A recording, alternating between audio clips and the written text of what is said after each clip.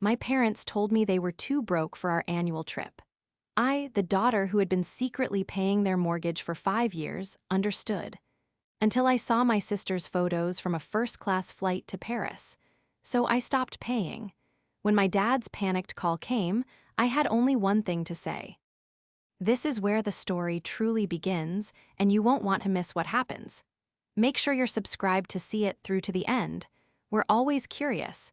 Where in the world are you all watching from today? Let us know in the comments. The text message arrived with a sterile, emotionless ping. It was from my mother, Brenda.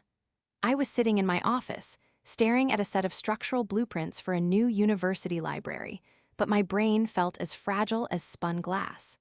The migraine had been raging for 2 days, a throbbing drumbeat of pain behind my left eye that no amount of medication could silence.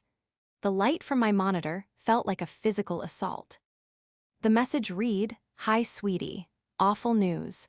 Dad and I ran the numbers and we just can't afford the cabin trip this year. Taxes are a nightmare. Hope you understand. Love you." I closed my eyes, the pain and the disappointment merging into a dull ache. The cabin trip was our one, unchanging family tradition. For 15 years, we'd rented the same modest, slightly musty house in the mountains for a week in July. It wasn't fancy, but it was ours. It was quiet. It was the one time of year I felt like I was actually part of the family, not just its invisible benefactor. "Hope you understand," she wrote. I understood all too well. I was Florence, the responsible one. The 42-year-old architectural engineer who worked 60-hour weeks. The one who hadn't taken a real vacation in 3 years. The one who, 5 years ago, had quietly stepped in when her retired teacher father and realtor mother mismanaged their finances into a corner. "I understand completely," I typed back, the lie tasting like ash. "Don't worry about it, we'll do it next year." I put the phone down and rubbed my temples, trying to dislodge the spike of pain. It was fine. I was fine. I had a deadline. I turned back to my blueprints, trying to focus on load-bearing walls and seismic codes. But a different, more personal calculation kept running in my head.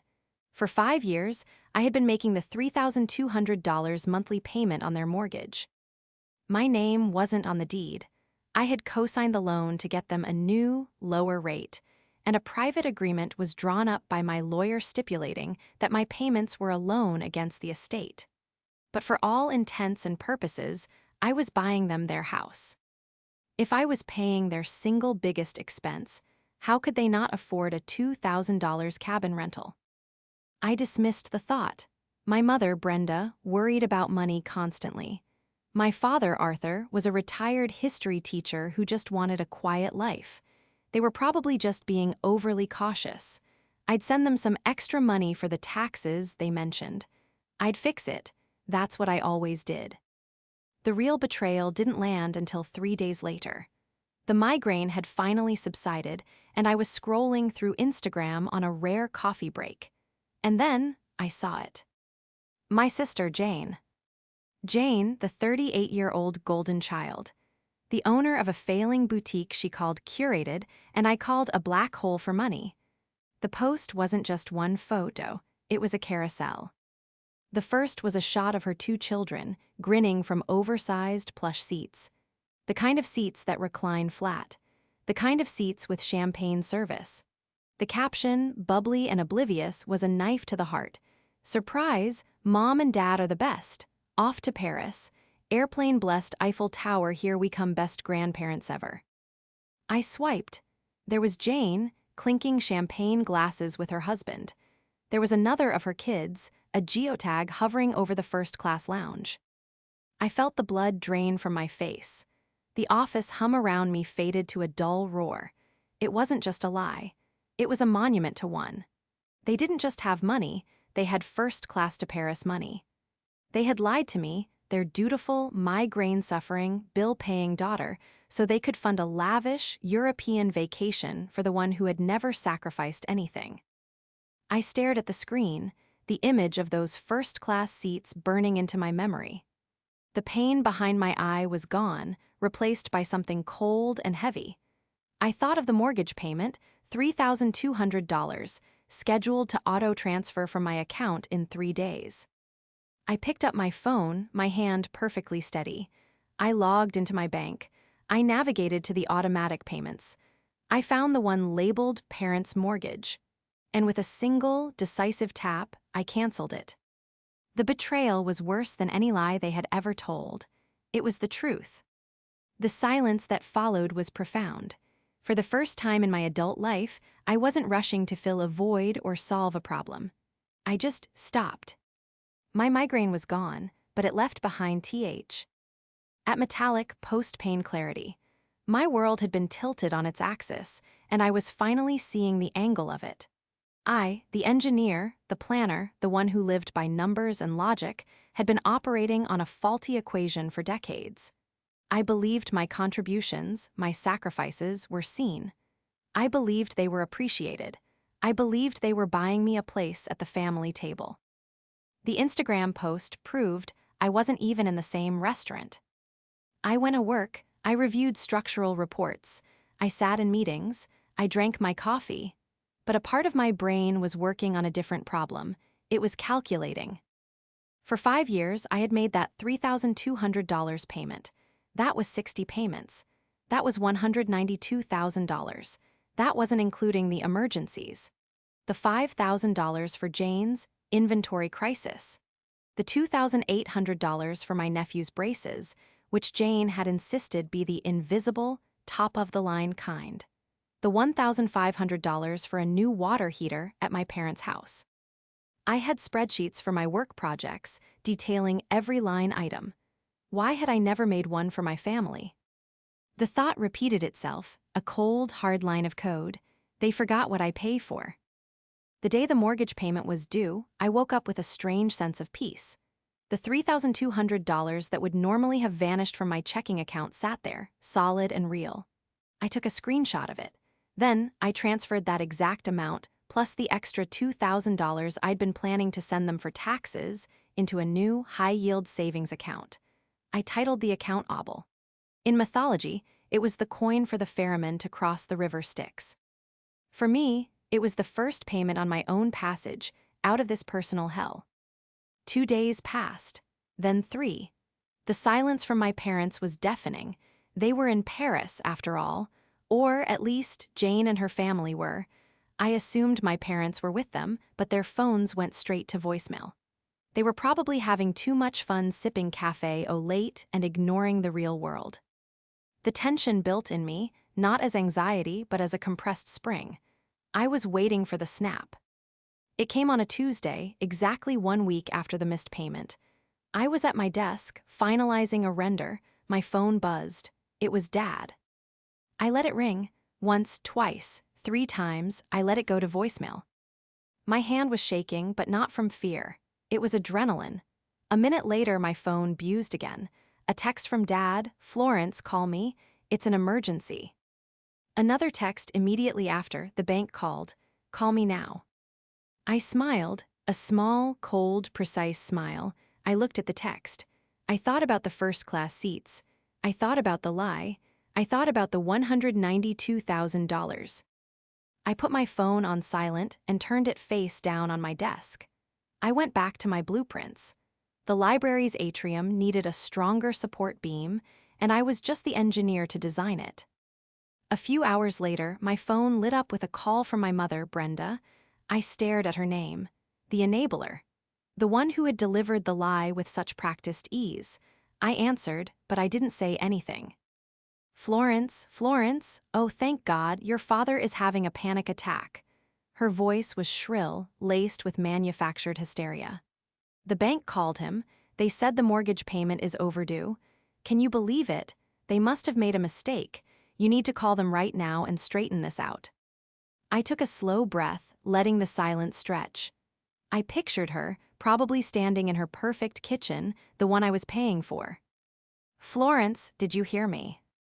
"I heard you, Mom," I said. My voice was calm. It was my boardroom voice. The one I used when a contractor was trying to pull a fast one. "Well, what are you going to do?" "Nothing," I said. What do you mean nothing? Florence, this is serious. They're talking about penalties, about our credit." Mom, I said, and the coldness in my own voice surprised me. I'm very busy right now. I'm sure you and Dad can handle it. Handle it? How are we supposed to handle it? We don't have. She sputtered, the lie catching in her throat. You'll figure it out, I said. You seem to be very good at running the numbers these days. Before she could form another word, I hung up. I had work to do, and for the first time in a very long time, I was working for myself. To understand the depth of this, you have to understand Jane. My sister, Jane, exists in a world I don't recognize. It's a world filtered through Instagram, where reality is an ugly rumor and appearances are everything. Her boutique isn't a business, it's a stage. It's a backdrop for her to model overpriced linen outfits and minimalist jewelry, all while lamenting how hard it is to be a small business owner.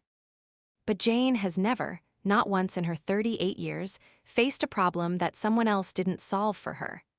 And that someone was almost always our parents, who in turn leaned on me. I am 4 years older than Jane. When she was going to prom, I was applying for scholarships. My stomach in knots, knowing my parents, a teacher and a part-time realtor, couldn't afford my tuition. I got the scholarships. I got the engineering degree. I got the high-pressure job. I did it all myself. When Jane wanted to open her boutique, she didn't write a business plan. She cried to our mother, Brenda. She said her dream was dying. My mother, who has always been susceptible to Jane's theatrics, co-signed a massive loan for her. When the business, predictably, failed to turn a profit, the bank came calling. My parents were on the hook. That was the night of the original sin. 5 years ago, my father Arthur called me, his voice rough with a shame I hadn't yet learned to distrust. Florence, he'd said, we're in trouble, we might lose the house. Jane's loan had put them in default. Their only option was to refinance, but their credit was shot. I was the solution. I was the good daughter, the one with the 6-figure salary and the perfect credit score. I met them at the bank. I co-signed their new mortgage. And when they sat me down at their kitchen table a week later, my mother weeping into a napkin, they confessed they couldn't even afford the new, lower payments.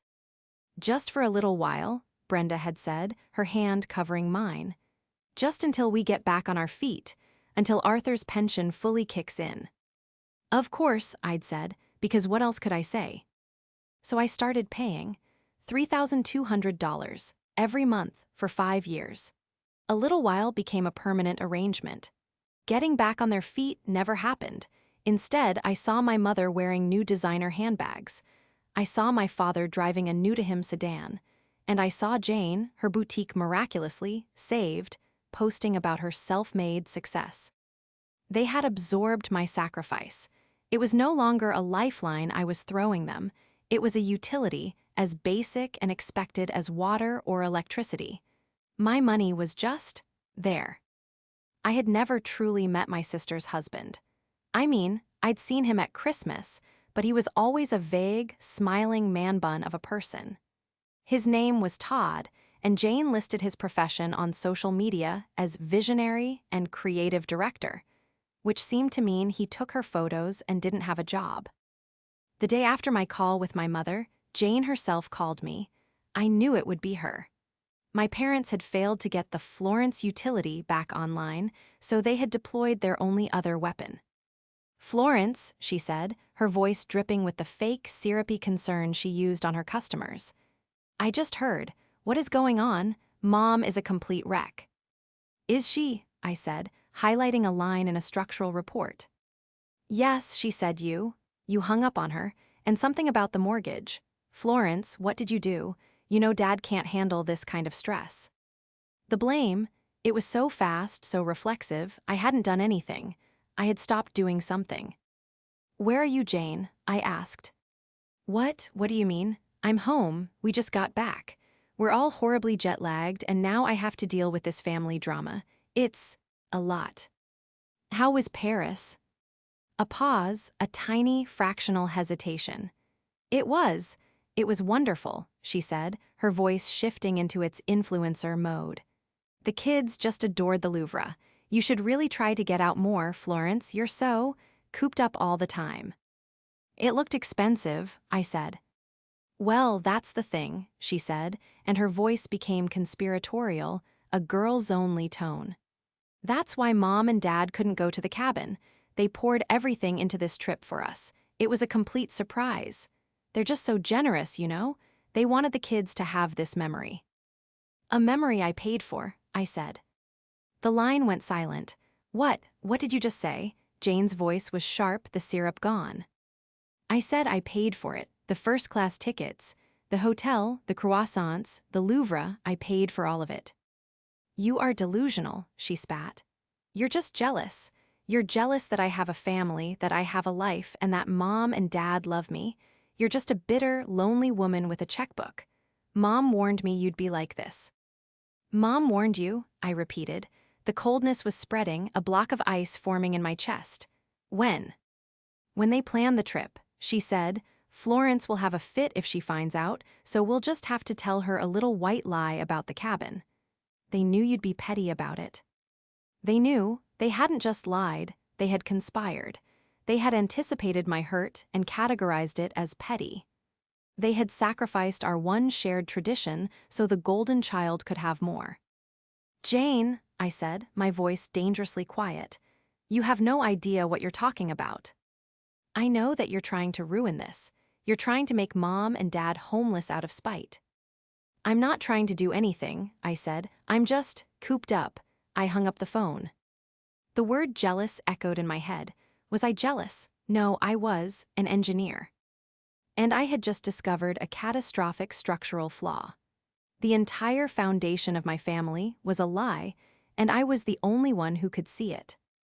The shift from passive victim to active strategist wasn't a choice. It was a necessity. It was the only way I knew how to process the world. My family saw my silence as a tantrum, a petty fit that would pass. They saw me as an ATM that was temporarily out of order. They were waiting for me to come to my senses and resume my function. They had no idea that I wasn't just out of order. The entire machine had been decommissioned. My clever trap wasn't a complex scheme. It was the truth. It was the one thing my family had collectively agreed to ignore for 5 years. The leverage I held was the simple, mathematical fact that I was the one paying for their life. My inaction was the key. But inaction wasn't enough for my engineering brain. I needed data. That night, I didn't go home. I stayed at my office, the quiet hum of the servers my only company. I opened a new file, a new spreadsheet, not for a client but for me.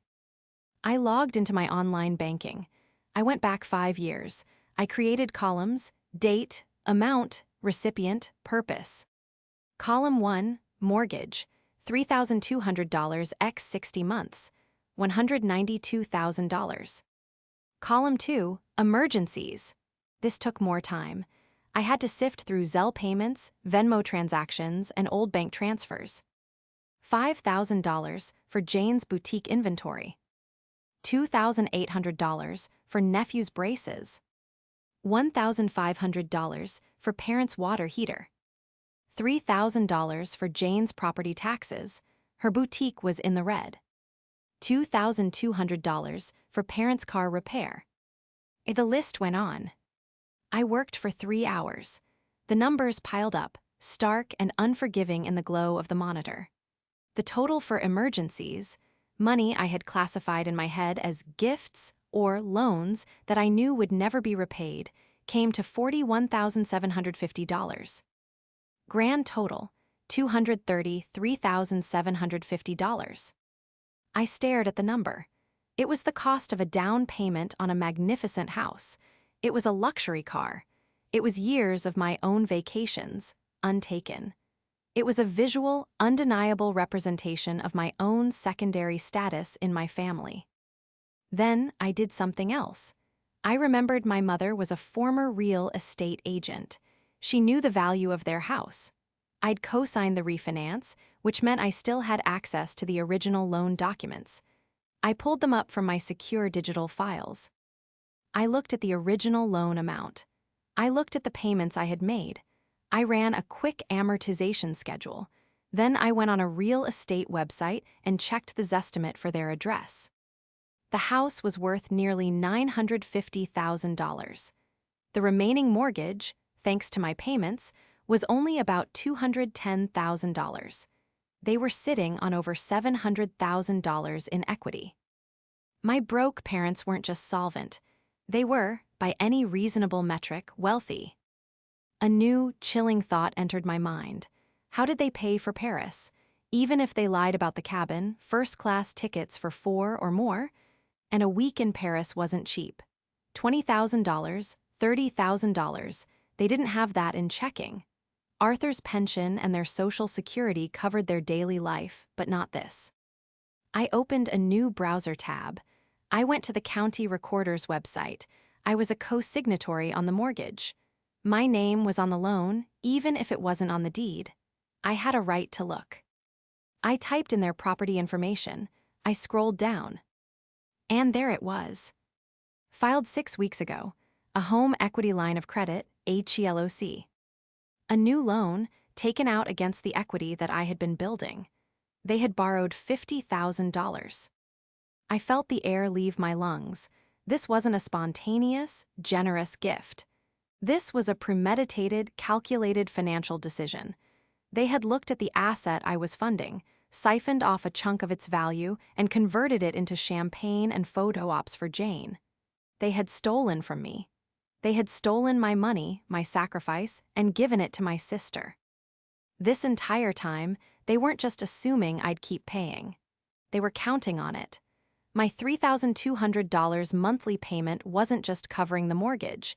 It was now covering the interest on their new, secret loan. I saved the document as a PDF.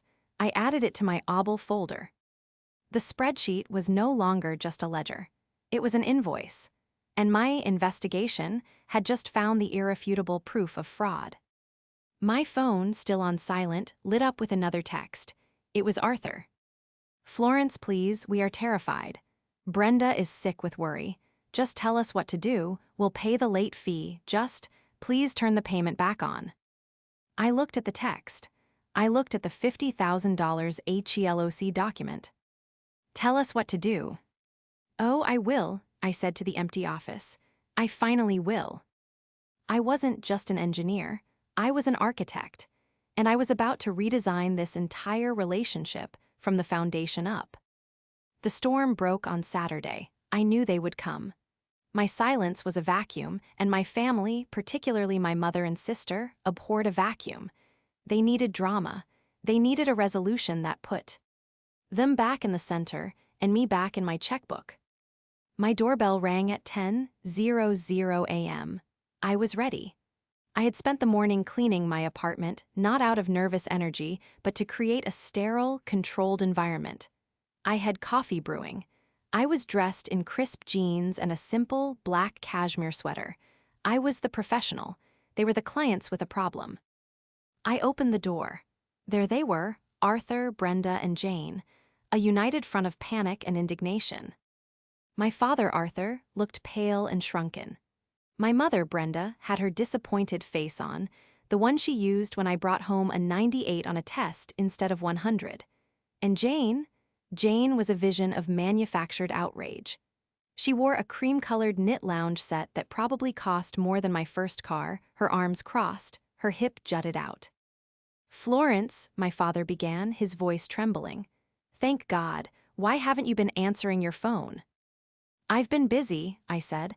I stepped back, holding the door open. "Please come in." They filed into my living room. It's a minimalist space, gray, white, and wood with clean lines. It's the antithesis of my parents' overstuffed, tchotchke-filled house. They always seemed uncomfortable here, as if the lack of clutter was an accusation. "Okay, Florence, what is this?" Jane snapped before she even sat down. "This little stunt, it's over, you've made your point.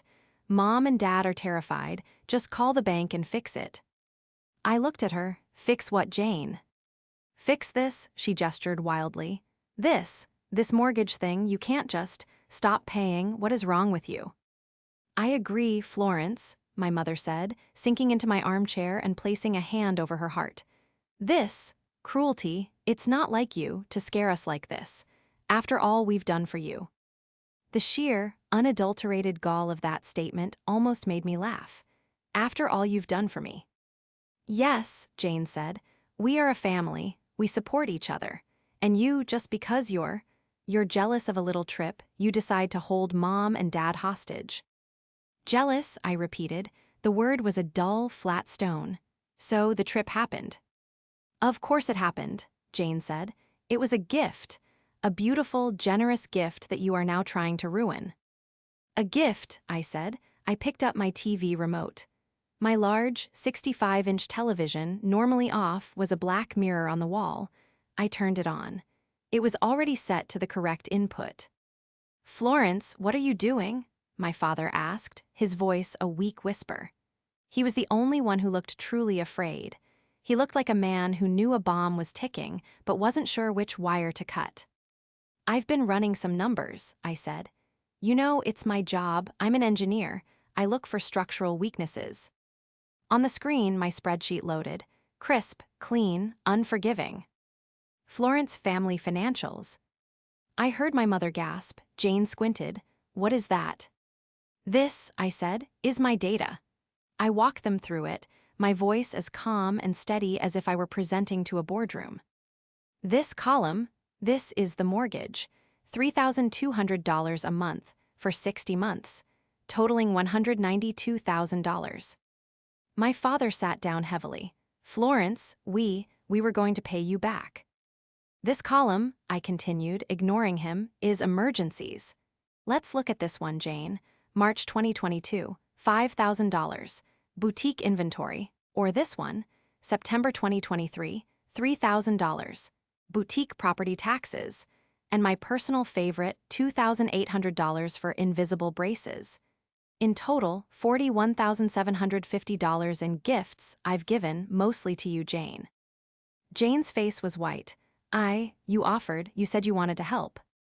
I offered to help a family I thought was struggling, I said, which brings me to the grand total. The number glowed on the screen, $233,750. This, I said, is what I have personally invested into this family in the last 5 years. An investment I made because I was told we were in trouble.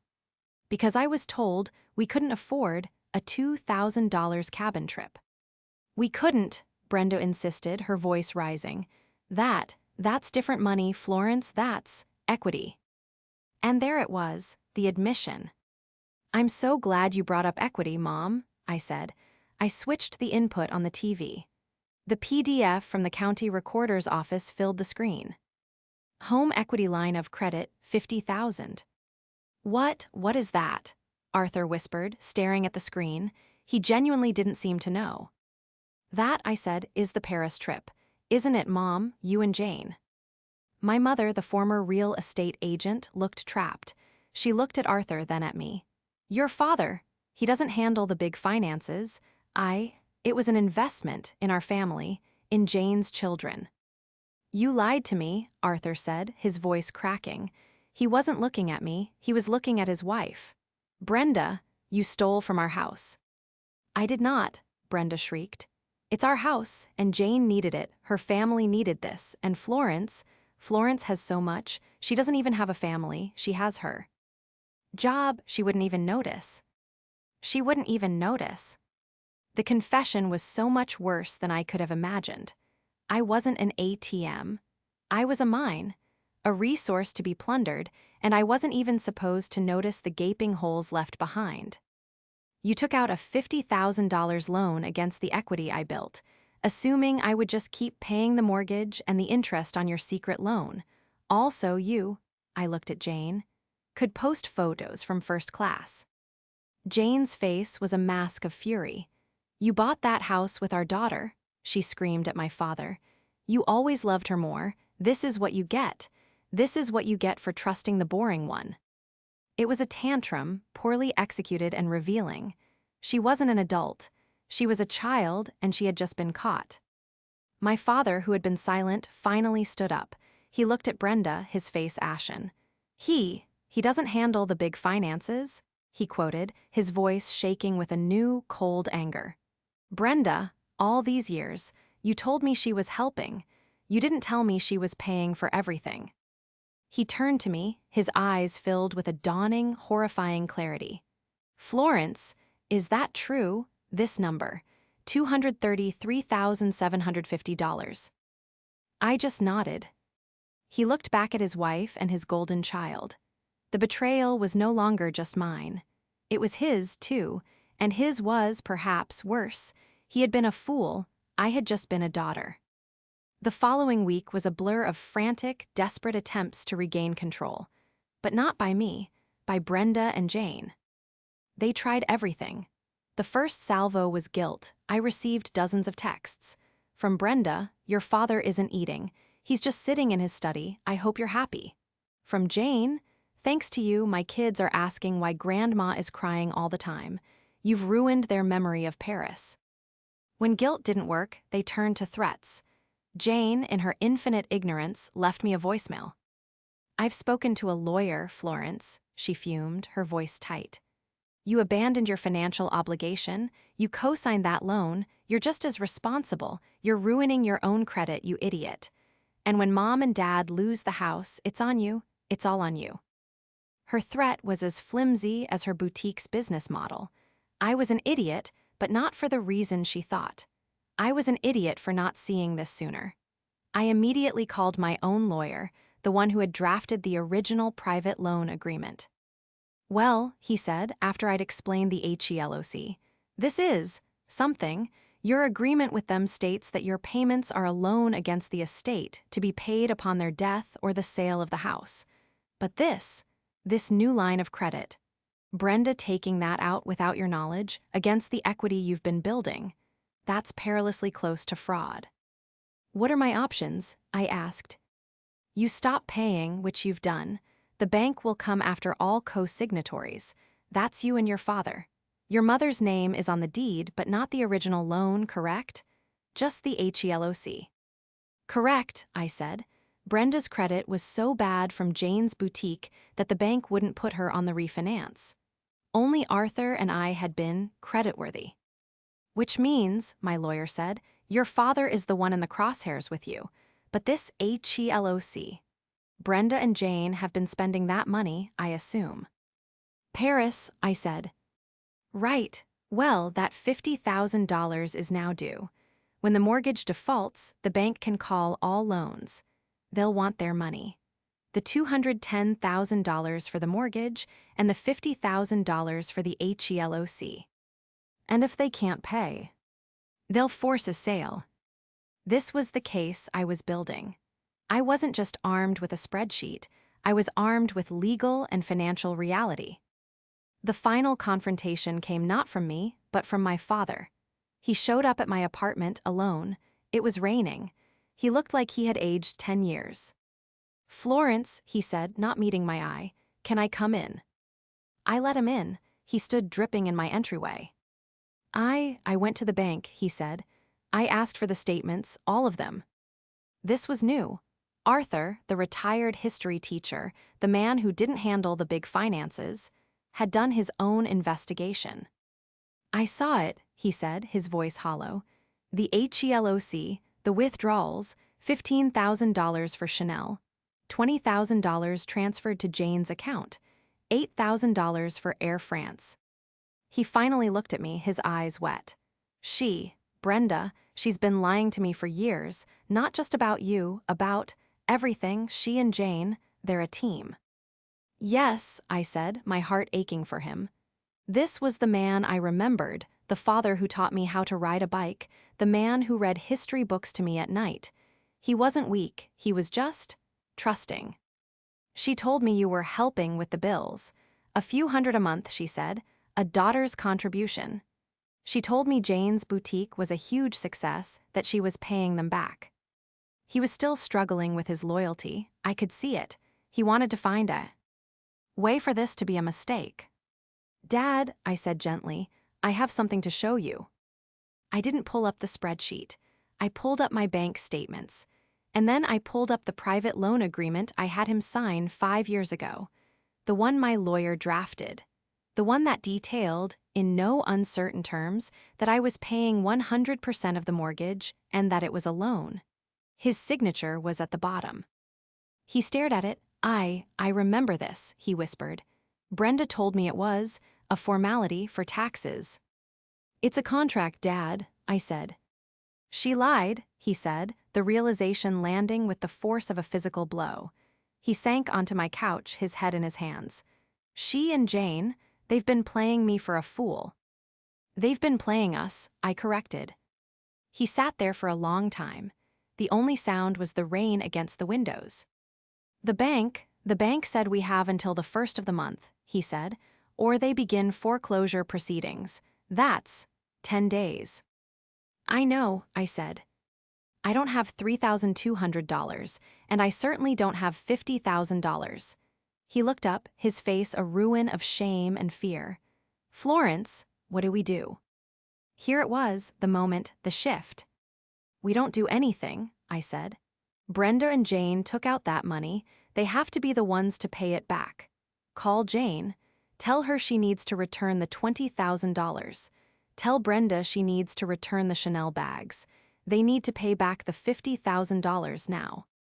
Florence, you know they can't, he whispered. The money is gone. I know, I said. And I have a plan, but you're not going to like it. And you have to choose, right now, is it them, or is it us? He looked at me, the boring daughter, the lonely one, the one who had just been a utility. Us, he said, his voice stronger. It's us. The showdown wasn't at a holiday or a party. It was in the sterile, beige conference room of my lawyer's office. I had called the meeting. I called it the family restructuring. I told my father to bring my mother. I told Jane to be there, too. I said it was the only way to save the house. That, of course, got them in the door. Jane and Brenda arrived together, dressed in their weekend armor of expensive, casual clothes. They looked confident, like they had come to a negotiation. They clearly assumed I had caved, that I was there to be scolded and then, magnanimously, forgiven as I agreed to turn the money back on. My father and I were already seated at the long, polished table. My lawyer, a sharp-dressed man named Mr. Harrison, sat at the head. Thank you all for coming, he said, opening a file. We are here to discuss the matter of the property on 24 Willow Creek Drive. Good, Brenda said, smiling brightly. Florence, dear, I'm so glad you've come to your senses. We were all so worried about you. I just looked at her. We have a default on the primary mortgage, co-signed by Mr. Arthur Evans and Ms. Florence Evans, Harrison said, his voice flat. And we have a HELOC of $50,000 taken out by Mrs. Brenda Evans, which is now also in default. The bank, as of this morning, is moving to foreclose. What? Brenda's smile vanished. No, Florence was going to pay it. She's paying the late fees, right, Florence? I remained silent. I looked at my father. He took a deep breath. No, Brenda, Arthur said. His voice was quiet, but it cut through the room. She's not paying it. I'm not paying it. You are. Jane burst out laughing. A short, ugly bark. Dad, what are you talking about? You don't have any money. We don't have any money. Florence has all the money. That's how this works.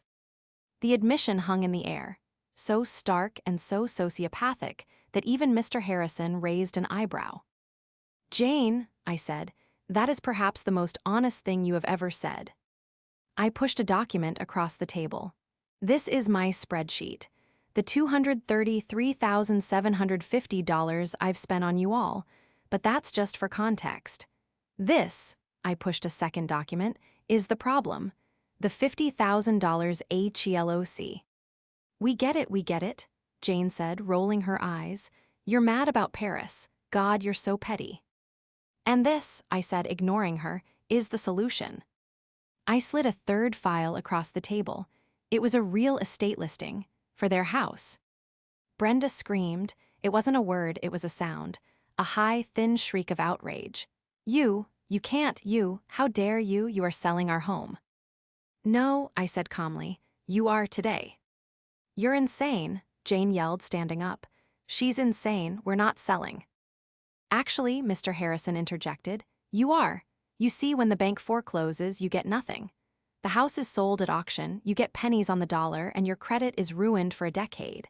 And the bank, well, they can still come after all of you for the difference.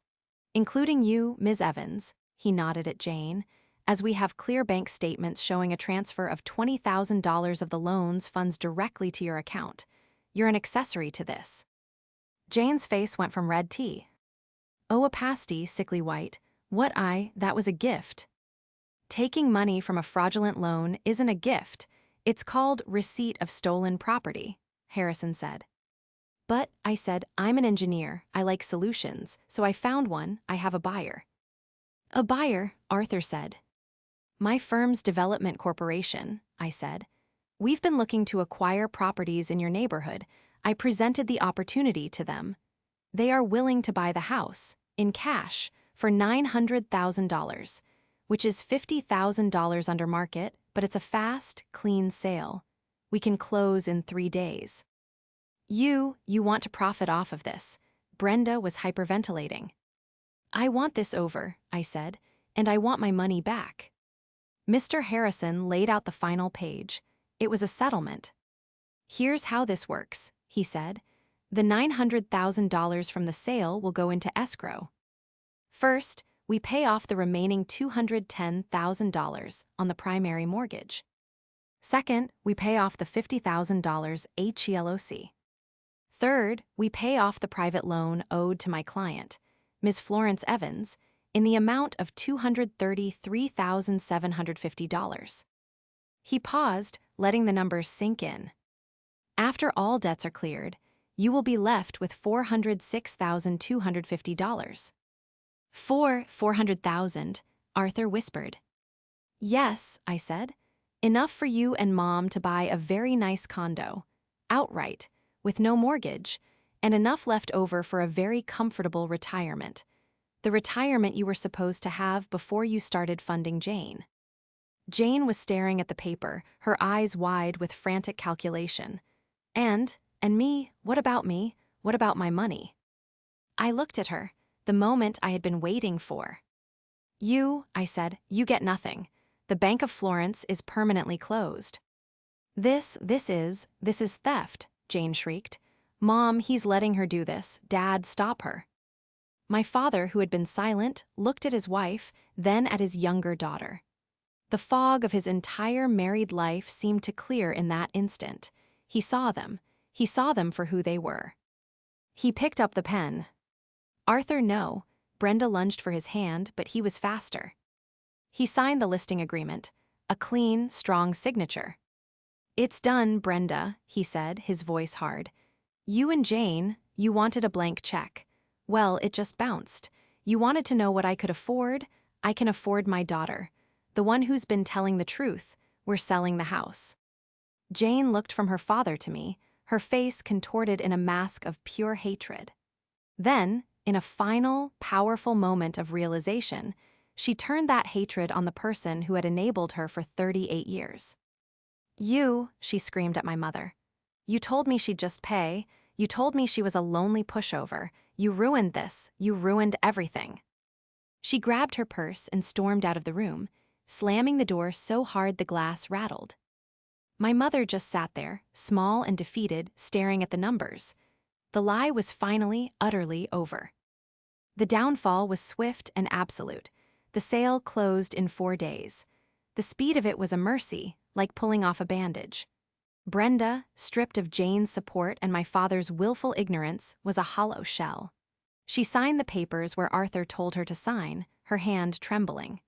The woman who had orchestrated decades of financial and emotional manipulation was, in the end, a coward.